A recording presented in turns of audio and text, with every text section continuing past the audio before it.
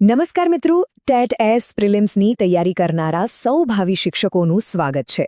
ચાલો આજે આપણે માર્ચ 2026ના એવા મહત્વપૂર્ણ કરંટ અફેર્સ પર નજર કરીએ જે આ પરીક્ષા માટે ખૂબ જ ઉપયોગી સાબિત થઈ શકે છે.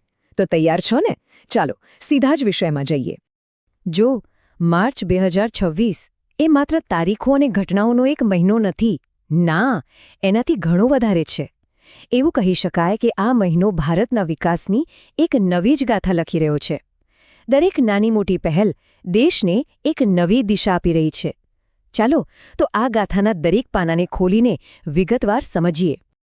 તો આપણી આ સફર શરૂ કરીએ વિજ્ઞાન અને ટેકનોલોજીથી. કેમ? કારણ કે આ જ એક ક્ષેત્ર છે જે આપણા દેશના ભવિષ્યનો પાયો નાખી રહ્યું છે. અને એટલું જ નહીં, આખી દુનિયામાં ભારતને એક નવી ઓળખ પણ અપાવી રહ્યું છે. અહીંયા છે ને એક બહુ મસ્ત પેટર્ન દેખાય છે. વિજ્ઞાનને છેક પાયાના લેવલથી એટલે કે સ્કૂલોથી લઈને છેક ટોચના સ્તર સુધી પ્રોત્સાહન મળી રહ્યું છે. તમે જુઓ, એક બાજુ સ્કૂલોમાં સાયન્સ ફેર થાય છે જે બાળકોના મનમાં જિજ્ઞાસા જગાવે છે, અને બીજી જ બાજુ આપણું ઇસરો નવા પ્રોજેક્ટ્સ જાહેર કરી રહ્યું છે. આ પ્રોજેક્ટ્સ ભવિષ્યના સ્પેસ મિશન અને ક્લાઇમેટ ચેન્જ પર નજર રાખવા જેવા ગંભીર વિષયો પર છે. આ બધું મળીને શું કરે છે? અવકાશમાં ભારતની લીડરશિપને એકદમ મજબૂત બનાવે છે. આને કહેવાય એક કમ્પ્લીટ ઇકોસિસ્ટમ. સારો, આ વિજ્ઞાન અને ટેકનોલોજીની મોટી વાતો તો થઈ, પણ એક સવાલ મનમાં આવે ખરું ને, કે આ બધી હાઈફાઈ પ્રગતિથી સામાન્ય માણસના જીવન પર શું અસર થાય છે? શું એમના જીવનમાં કોઈ ફેર પડે છે? ચાલો આનો જવાબ હવે પછીની સ્લાઇડમાં શોધીએ. જવાબ છે ડિજિટલ ઇન્ડિયા. આનો સીધો સાદો હેતુ એ જ છે કે સરકારી કામકાજને એકદમ સરળ અને બધા માટે ઉપલબ્ધ બનાવવું. અને માર્ચ મહિનામાં જે નવી ઓનલાઈન સેવાઓ શરૂ થઈ છે એ આ જ દિશામાં એક મોટું પગલું છે. વિચારો, હવે કોઈ સરકારી યોજનાનો લાભ લેવો હોય કે પછી કોઈ સર્ટિફિકેટ કઢાવવું હોય, બધું જ ઘરે બેઠા બસ એક ક્લિક પર. આનાથી કામમાં પારદર્શિતા તો આવે જ છે, પણ ગતિ પણ જબરદસ્ત વધી જાય છે. ઓકે, ટેકનોલોજીની વાત પછી હવે આવીએ આપણા વિશ્લેષણના બીજા અને ખૂબ જ મહત્વના વિષય પર, શિક્ષણ અને યુવા વિકાસ. ખાસ કરીને ભાવિ શિક્ષકો માટે આ વિષય સીધો જ એમના કાર્યક્ષેત્ર સાથે જોડાયેલો છે. એ સમજવું બહુ જ જરૂરી છે કે દેશના ભવિષ્યને એટલે કે આવનારી પેઢીને કેવી રીતે તૈયાર કરવામાં આવી રહી છે. શિક્ષણને સુધારવા માટે છે ને એક સાથે ઘણી બધી દિશાઓમાં કામ થઈ રહ્યું છે. તમે જુઓ, એક બાજુ છે પીએમ પોષણ યોજના, જે બાળકોના સારા સ્વાસ્થ્યનું ધ્યાન રાખે છે, તો બીજી બાજુ ગુજરાતમાં સરકારી શાળાઓ હવે સ્માર્ટ બની રહી છે. સ્માર્ટ ક્લાસ, ડિજિટલ બોર્ડ, આ બધી ટેકનોલોજીથી ભણતર વધુ રસપ્રદ અને અસરકારક બને છે. અને હા, એ પણ ધ્યાન રખાયું છે કે પૈસાની તંગીને કારણે કોઈ હોશિયાર બાળક ભણવાથી પાછળ ન રહી જાય, એના માટે નવી શિષ્યવૃત્તિ યોજનાઓ પણ છે. ભણતર તો ઠીક, પણ ભણ્યા પછી શું? રોજગાર. સરકારનું ધ્યાન એના પર પણ એટલું જ છે. આ જે નવો સ્કિલ ડેવલપમેન્ટ પ્રોગ્રામ છે એ બહુ ઇન્ટરેસ્ટિંગ છે.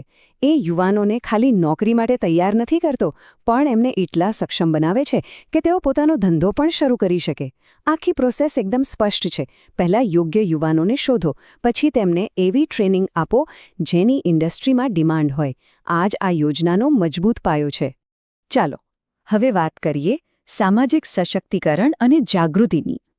દેશના સોશિયલ સ્ટ્રક્ચરને એટલે કે સામાજિક માળખાને મજબૂત કરવા માટે માર્ચ મહિનામાં શું થયું એના પર એક નજર નાખીએ. કારણ કે એ વાત તો સાચી જ છે ને કે સમાજ મજબૂત હોય તો જ દેશ પ્રગતિ કરી શકે. સામાજિક જાગૃતિની દ્રષ્ટિએ માર્ચ મહિનો ખરેખર બહુ એક્ટિવ રહ્યો. 8 માર્ચે આંતરરાષ્ટ્રીય મહિલા દિવસ પર મહિલા સશક્તિકરણ પર ફોકસ હતું, તો આખો મહિનો રોડ સેફટી પર ધ્યાન આપવામાં આવ્યું. અને આટલું જ નહીં, ગુજરાતમાં હેલ્થ સેક્ટર પર પણ ખાસ કામ થયું. ગામડાઓ સુધી સારી આરોગ્ય સેવાઓ પહોંચે એના માટે જે પ્રયાસો થયા, એક હેલ્ધી સમાજ બનાવવા માટે બહુ જરૂરી છે. અને હા, જ્યારે આપણે સામાજિક ઉત્સાહની વાત કરતા હોઈએ ત્યારે સ્પોર્ટ્સને તો ભૂલી જ ન શકાય. માર્ચ મહિનામાં તો આપણા ખેલાડીઓએ કમાલ કરી દીધી. આંતરરાષ્ટ્રીય સ્તરે શાનદાર પ્રદર્શન કરીને દેશનું નામ રોશન કર્યું છે. અને યાદ રાખજો, આ જીત ખાલી મેડલ નથી હોતી, એ દેશના કરોડો યુવાનો માટે એક જોરદાર પ્રેરણા હોય છે. એક વાત નક્કી છે, વિકાસ તો જરૂરી છે, પણ પ્રકૃતિના ભોગે તો નહીં જ. તો ચાલો હવે આપણા ચોથા અને ખૂબ જ અગત્યના મુદ્દા પર આવીએ, પર્યાવરણ અને સસ્ટેનેબલ ડેવલપમેન્ટ. જોઈએ કે ભારત એ ગ્રીન અને ટકાઉ ભવિષ્ય માટે કેટલું કટિબદ્ધ છે. ભલે અહીં 4 અલગ અલગ પહેલ દેખાય, પણ બધાનો ધ્યેય એક જ છે: આપણા પર્યાવરણને બચાવવું. વિશ્વ વન્યજીવ દિવસ પર જાગૃતિ લાવવાની વાત હોય કે પછી સોલાર અને વિન્ડ એનર્જી જેવા ક્લીન એનર્જીના પ્રોજેક્ટ્સ હોય, એટલું જ નહીં, પાણી બચાવવાની ઝુંબેશથી લઈને સ્વચ્છ ભારત અભિયાન સુધી આ દરેક પગલું, ભલે નાનું હોય કે મોટું, આપણા બધાના એક ટકાઉ ભવિષ્ય માટે બહુ મોટો ફાળો આપી રહ્યું છે. અને હવે આપણે આવી પહોંચ્યા છીએ આપણા આ વિશ્લેષણના સૌથી છેલ્લા અને કદાચ સૌથી મહત્વપૂર્ણ ભાગ પર. અત્યાર સુધી આપણે જેટલી પણ વાતો કરી, વિજ્ઞાન, શિક્ષણ, સમાજ, પર્યાવરણ, આ બધું જ છેવટે એક જગ્યાએ આવીને જોડાય છે, અને એ છે દેશની આર્થિક વૃદ્ધિ અને સારું શાસન. સરકારનો ફોકસ 2 મુખ્ય મોરચા પર છે. એક તરફ છે આપણા ખેડૂતો, જે ખરેખર દેશની કરોડરજ્જુ છે. એમને કૃષિ સહાય યોજના હેઠળ સિંચાઈ, બિયારણ અને નવી ટેકનોલોજીમાં મદદ કરવામાં આવી રહી છે. અને સીધી વાત છે, જ્યારે ખેડૂત મજબૂત બને ત્યારે આખું અર્થતંત્ર આપોઆપ દોડવા લાગે છે. આ વાતનો પુરાવો ક્યાં છે? માર્ચ 2026માં જે ભારતીય અર્થતંત્રનો પોઝિટિવ રિપોર્ટ આવ્યો, એ જ આ વાત સાબિત કરે છે. તો સવાલ એ થાય કે આ આર્થિક વૃદ્ધિ, આ ગ્રોથ આવી ક્યાંથી રહ્યો છે?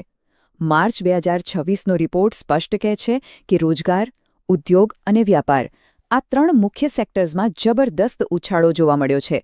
અને આ માત્ર આંકડા નથી, સમજી ગયા? આ દેશની વધતી આર્થિક તાકાત અને સમૃદ્ધિ તરફની સ્પષ્ટ દિશા બતાવે છે. તો ચાલો ફટાફટ આખા મહિનાનો સારાંશ જોઈ લઈએ. આપણે 5 મુખ્ય સ્તંભોની વાત કરી. પહેલું, વિજ્ઞાન અને ટેકનોલોજીમાં પ્રગતિ. બીજું, શિક્ષણ અને યુવાનોનો વિકાસ. ત્રીજું, સામાજિક સશક્તિકરણ.